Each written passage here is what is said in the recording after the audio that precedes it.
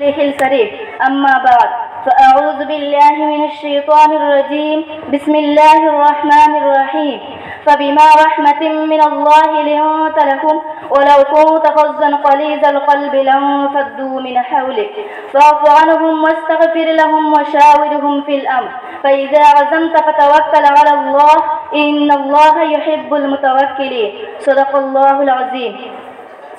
উপস্থিত সম্মানিত আমার শিক্ষক ও শিক্ষিকা মণ্ডলী ও আমার সহপাঠী এবং আমার ছোট বড় বোনেরা, আপনাদেরকে আমার পক্ষ থেকে আসসালামু আলাইকুম ওয়া রাহমাতুল্লাহি ওয়া বারাকাতুহু। আমি আপনাদের সম্মুখে আমাদের প্রিয় নবী হযরত মুহাম্মদ মুস্তাফা সাল্লাল্লাহু আলাইহি ওয়াসাল্লাম এর চরিত্র এবং সৌন্দর্য কেমন ছিল সে বিষয়ে কিছু কথা বলবো ইনশাআল্লাহ। প্রিয় নবী হযরত মুহাম্মদ মুস্তাফা সাল্লাল্লাহু আলাইহি ওয়াসাল্লাম তিনি ছিলেন প্রথম আকৃতির সুঠাম দেহের অধিকারী একটি মানুষ। তার চুলগুলো ছিল গাঢ় পর্যন্ত প্রলম্বিত, হালকা হালকা কুকড়ানো। তিনি যখন চুলের ভিতর তেল দিয়ে আঁচড়াতেন মনে হতো মৃতমণ্ড ঢেউ দেখা যায়। তার কপাল ছিল চৌড়া, ভ্রুগুলো ছিল জোড়া ভ্রু ধনুকের মতো বাঁকা। চোখের পাতাগুলো ছিল ফুটন্ত গোলাপি রঙের একটি পাপড়ির মতো। তিনি কখনো বা যখন চোখের পলক ফেলতেন মনে হতো মৃতগন্ধ বাতাসে গোলাপ পাপড়ি যেন দূর খাচ্ছে। তার চোখের সাদা অংশ ছিল মৃত্যুমান্য সাদা, কালো অংশ ছিল কৃষ্ণ কালো। তার নাকটা ছিল কাড়া, নাকের ছিদ্রগুলো ছিল ছোট ছোট, নাকের নিচে ছিল সরু চিকন গোপ, বুকের নিচে সেই গোলাপি রঙের ঠোঁট।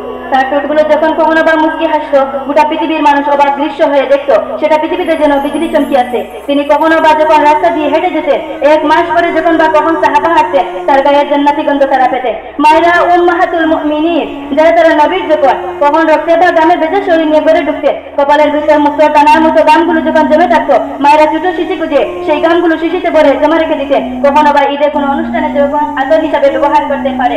এই সুরত ধারণ করা কোনো মানুষের সাধ্যের বাইরে, কখনোই কোনো মানুষ এই সুরত ধারণ করতে পারবে না চেষ্টা করলে। কিন্তু তার সিরত যেটা অনুকরণীয়, অনুপমা আদর্শ, তিনি এসেছিলেন এই জন্য ওয়া মা আরসালনাকা ইল্লা রাহমাতাল লিল আলামিন। তিনি ছিলেন রহমত গোটা ধরনের জন্য। যেমন করে আল্লাহ তাআলা বলেছেন ফাবিমা রাহমাতিন মিনাল্লাহি লিনতা লাহুম ওয়ালাউ কুনতা ফাজ্জান গালিযাল কলব লানফাদ্দু মিন হাওলিক ফাআফু আনহুম ওয়াস্তাগফির লাহুম ওয়া শাওরিরহুম ফিল আমর ফাইযা আযামতা ফাতাওয়াক্কাল আলাল্লাহ ইন্নাল্লাহা ইউহিব্বুল মুতাওয়াক্কিলিন। তিনি এসেছিলেন কেমন করে, কেন তাকে পাঠানো হয়েছিল?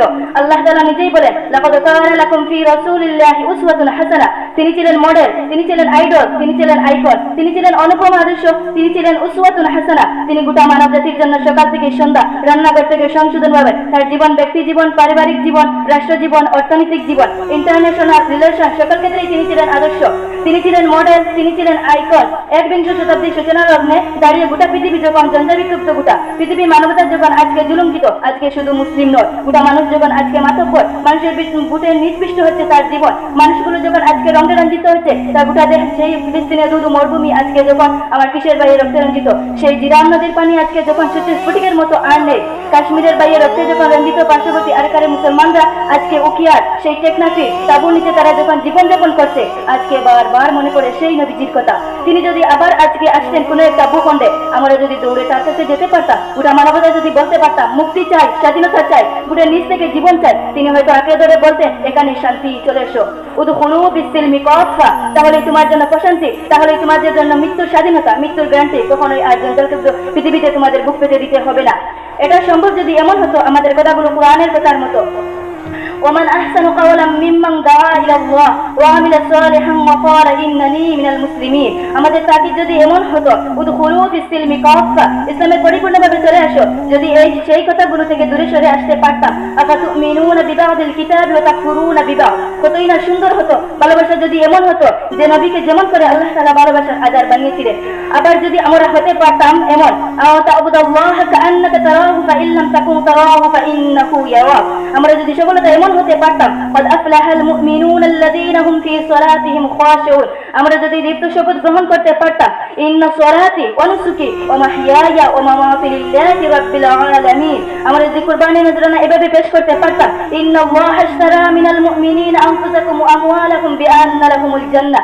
সেই দীপ্ত শপথ জীবন ধারণ করে আমরা যদি উমর আব্দুল আজিজ এর মতো ক্ষমতা শাসনে যখন তাকে বসানো হলো, তিনি আস্তে করে ঘরে ঢুকলে তার বিবির সামনে গিয়ে বললেন উত্তরাধিকারী সূত্রে যে অলংকারগুলি পেয়েছো রেখেছো কোথা? অলংকারগুলো কাঠের বাক্সে পড়ে যখন তার সামনে এনে দেওয়া হলো বলেছিলেন এর ভিতর আমি বাতিলের গন্ধ পাই, সুতরাং এই অলংকার তোমার না, এই অলংকার আমাদের জন্য গলার কাটা, জাহান্নামের শাস্তির কারণ। তিনি সবগুলো অলঙ্কার রাষ্ট্রকোষাগারে জমা দিয়ে চোখের পানি দিয়ে ফেলে দিয়ে বলেছিলেন, পূর্বপুরুষের ব্যয় পরিশোধ করলাম। তিনি সেই দিন বলেছিলেন, সবার ঘরে যেমন রান্না হবে আমার ঘরে তেমন রান্না হবে। প্রিয় দিনী আলেম ভাই ও বোনেরা, আমি যদি এইভাবে বলি, আজকে ১৫০০ বছর পরে আজকে আমাদের স্বীকৃতি দিতে হবে। কবি রফিকুরের মতো তিনি বলেছিলেন, কোরআনের নূর বুকে পড়ে নিয়ে দাঁড়ালে যখন মরুর পথে, মহাবেদনায় দেখলে মানুষ ভাষ্য পাবের ফলশ্রুতে, সে কি অনাচার, সে কি বেবেচার, বেবুচ্ছগ্র আছে বিলীন, বয়াদিনার ডাক্তার শতাব্দীর পথে রাত্রির দ্বীপ। আসুন সবাই মিলে জঞ্জবিক্ত পৃথিবীকে একটু ফুলময় করে দেয়, একটা আনন্দময় পরিবেশ করে দেয়। ভবিষ্যৎ প্রজন্মের জন্য আমরা একটা সুন্দর পৃথিবী নির্মাণ করি। আর এই সুন্দর পৃথিবী নির্মাণে উলামা ইকরামের নেতৃত্বে যে সংগঠন আপনাকে টানছে, হেরার দিয়ে যাচ্ছে, যে হেরা রশ্মির আলোতে আপনার আমার জীবন, পারিবারিক জীবন, রাষ্ট্র জীবন, গোটা বিশ্ব মানব মনে রাখবেন, আমি কখনোই ভারতের সন্তান নয়, আপনি বাঙালি নয়, আপনি ভারতীয় নয়। আপনার পরিচয় ইন্নানি মিনাল মুসলিমিন, আমরা মুসলমান। ভূখণ্ডভাবে আমি ভারতীয়, ভাষাগতভাবে আমি বাঙালি। আর আমার আসল পরিচয়, আমি যেখানেই থাকি, আমার আল্লাহ এক, আমার কিবলা এক, আমার কুরআন এক। আমাদের নবী হযরত মুহাম্মদ রাসূলুল্লাহ সাল্লাল্লাহু আলাইহি ওয়াসাল্লাম তার নেতৃত্বে যেমন করে মানুষগুলো একই পতাকা ঐক্যবদ্ধ হয়েছিল, আজও তার রেখে যাওয়া আদর্শের ভিত্তিতে আসুন সকল ভেদাভেদ ভুলে আমরা সবাই এক হয়ে যাই। ওয়া আখিরু দাওয়ানা আলহামদুলিল্লাহি রাব্বিল আলামিন।